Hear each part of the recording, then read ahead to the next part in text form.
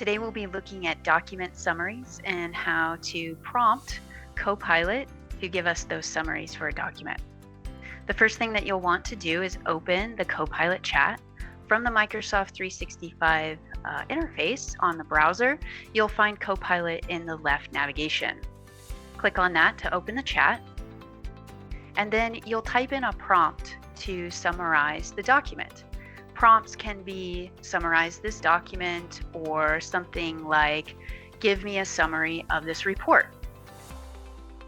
You can actually upload documents right into the chat interface if they're not already stored in the cloud, or you can pick them right here. We'll do that today.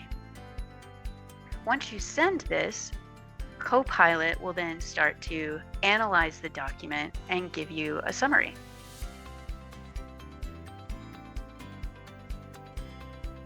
And that's really all there is to it. Thank you so much for joining us for tips and tricks on how to use Copilot to summarize a document.